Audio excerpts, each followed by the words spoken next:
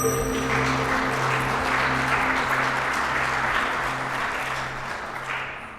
afternoon. It's a pleasure to be able to speak in front of all of you. My name is Robert Mugo. I am with the Pathways Alliance. Specifically, I'm with Canada's Oil Sands Innovation Alliance, which is the innovation arm of Pathways Alliance. And I'm here to speak to you about the Pathways Alliance vision. The Pathways Alliance vision is about helping Canada meet its climate commitments. For a long time, our industry has been quiet or has been considered to be not as active when it comes to discussions around climate change. But climate change is real, and our industry is doing its part to help Canada meet its climate commitments. So over the next few minutes, I hope to be able to share some information on the work that we are doing.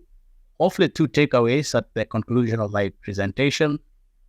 Getting to net zero, which is aligning our work with Canada's commitments, is possible, but it's going to take unprecedented levels of effort, innovation, and also collaboration. And that's what our members are working towards. So some of you you probably hear conversations around why is this an important issue to address? Should we just deal with renewables and move away from oil? All optimistic scenarios, including those from the International Energy Agency, show that oil is going to continue to be needed way past the 2050 net zero target. And therefore, we are going to need to make sure that we decarbonize production of oil and gas. And that's what our members are working on. And I hope to speak to you a little bit more about that. So who are the members of the Pathways Alliance? Pathways Alliance consists of 6 of the largest oil sands producers in Canada. Altogether, they are responsible for over 95% oil sands production. And these members have come together to collaborate, to share their IP technologies, to share funding, and even to share test sites as a way to collaborate their way to fighting climate change. The Oil Sands Pathways to Net Zero commitment is net zero by 2050. Our plan currently includes an interim reduction of 32 megatons by 2030 on our way to getting to net zero. Our members currently consist of Canadian Natural, Cenovus, ConocoPhillips, Imperial, Meg Energy, and Suncor. So you may be asking, how do we get to net zero by 2050?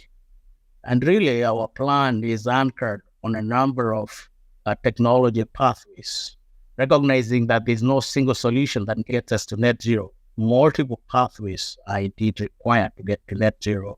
This waterfall chart that I have in front of you shows our current emissions on the left and the different pathways we are deploying on the way to getting to net zero.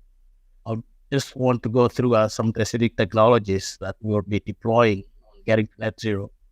Most of these technologies are proven commercial, but there is also an opportunity for technology development along the way in terms of helping provide better solutions, more technically feasible and certainly at lower cost. But certainly our Pathways plan is anchored on existing commercial technologies. So what are these technologies? There's 3 phases to the plan. Phase 1, which is 2021 to 2030. Phase 2 is 2031 to 2040. And the final phase is the last decade, which is 2041 to 2050. The main technology we are proposing to deploy is a carbon capture network, and that is expanded over the next 2 phases. So we start, I'll talk briefly about some of the work that's ongoing.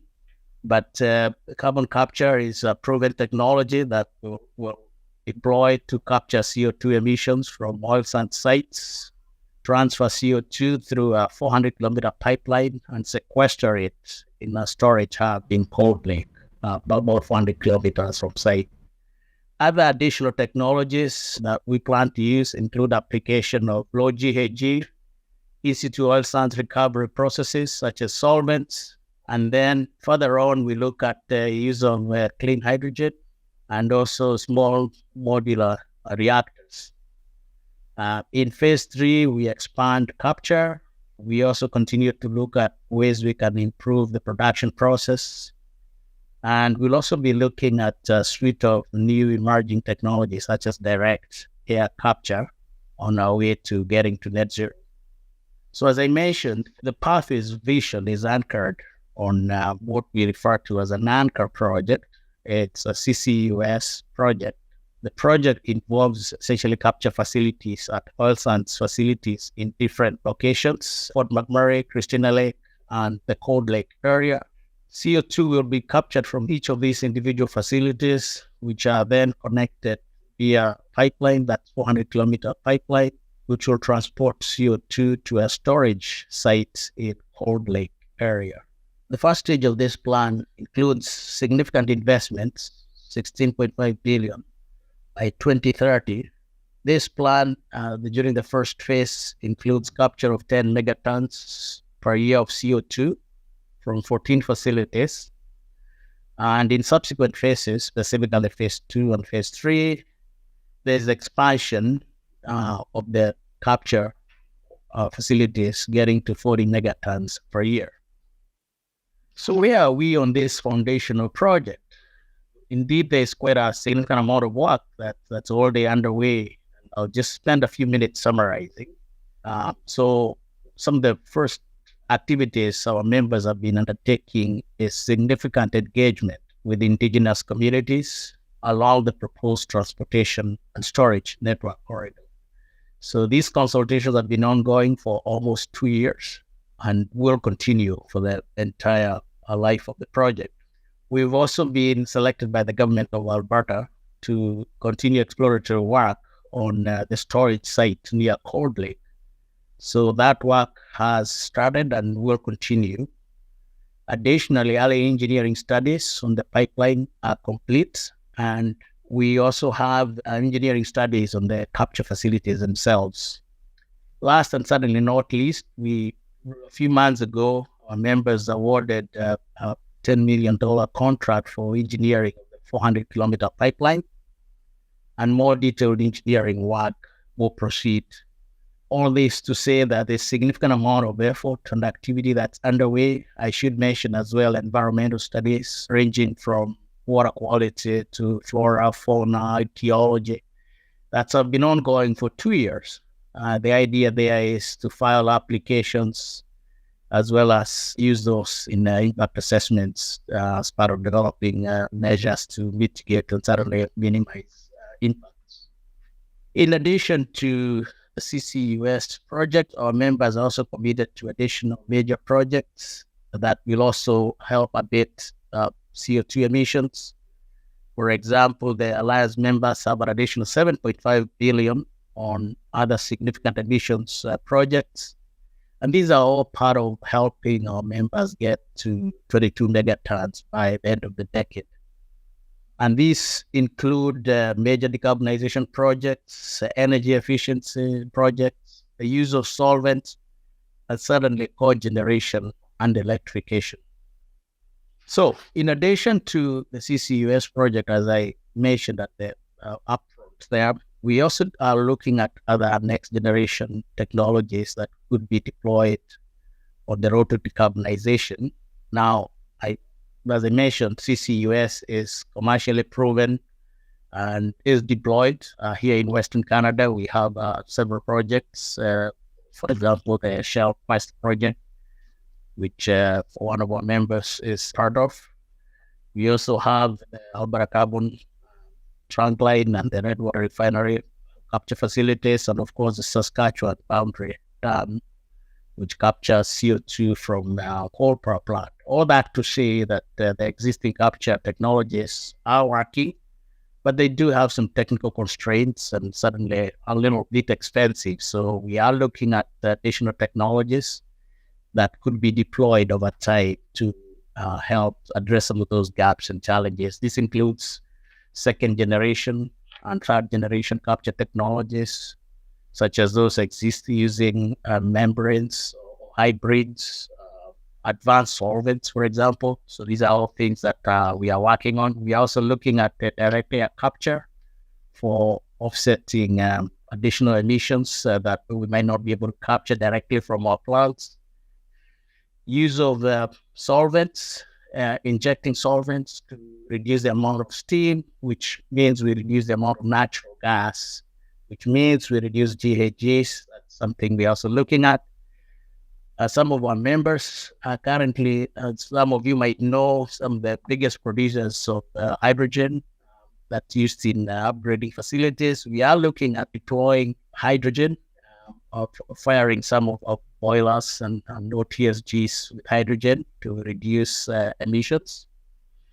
The other part to the hydrogen story is looking at decarbonizing natural gas. So if we can remove the carbon that's in the natural gas before we burn it, that further reduces GHG emissions. Geothermal is one we've also been looking at for a number of years, and we are particularly excited at developments in the south, the Department of Energy, and continue to follow, and more importantly, look at potential applicability to the oil sands. Last and certainly not least, I'll mention a couple more technologies we are looking at.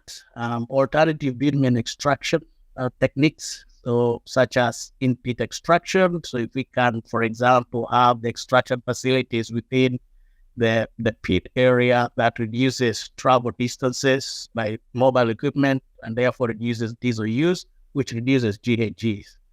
Last and certainly not least is the electrification of mining trucks, so that we can move materials more efficiently within the areas, and that again results in GHG emissions reductions. These are all technologies that we are working on, and in fact that's where I spend most of my time.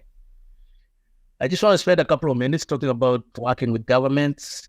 Our members are appreciative of some of the discussions that are happening, and indeed some of the updates in the budget 2023, for example, on the investment tax credits from the federal government, which is welcome support for carbon capture and utilization projects. We are also discussing other programs, at least our members are, such as through the Net Zero Accelerator or the Strategic Innovation Fund. These are all part of working with governments, because getting to net zero is going to require all hands on deck. Specifically with the province of Alberta, we were selected to continue exploratory work on the CCUS hub storage site. We are grateful for that. That work continues in the Cold Lake region. We are also actively pursuing other discussions with the government of Alberta on specifically targeting emissions reductions on our road to getting to net zero. And our members will continue to collaborate with both levels of governments as we continue to look for ways we can efficiently get to net zero by 2050.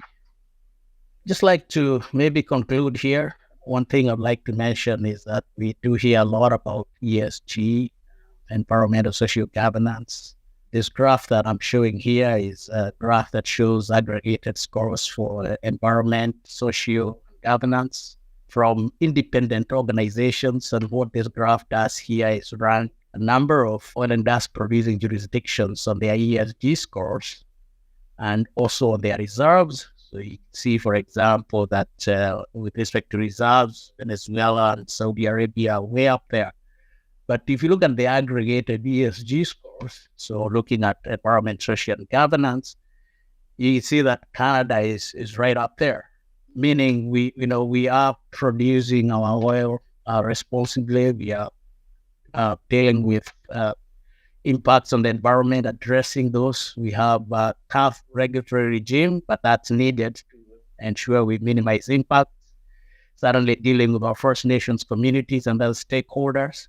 We have good governance systems in Canada. So if the world is going to continue to need oil, which we believe that's going to be the case of the next few decades, ladies and gentlemen, I would like to suggest that that barrel, the preferred barrel, Canada be the provider of that last barrel. So we do understand ESG issues are important.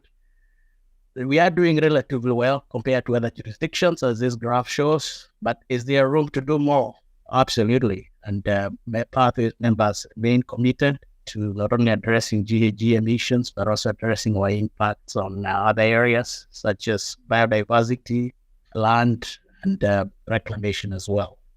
So, in conclusion, I hope I've given everybody an opportunity here today to hear about the work that members of the Pathways Alliance are engaged in. Getting to net zero is possible. As I said at the beginning, it's going to require unprecedented levels of innovation, financing, and suddenly a lot of collaboration by all parties. Thank you, and thank you very much for your attention, and hope you enjoy the rest of the conference. Bye-bye.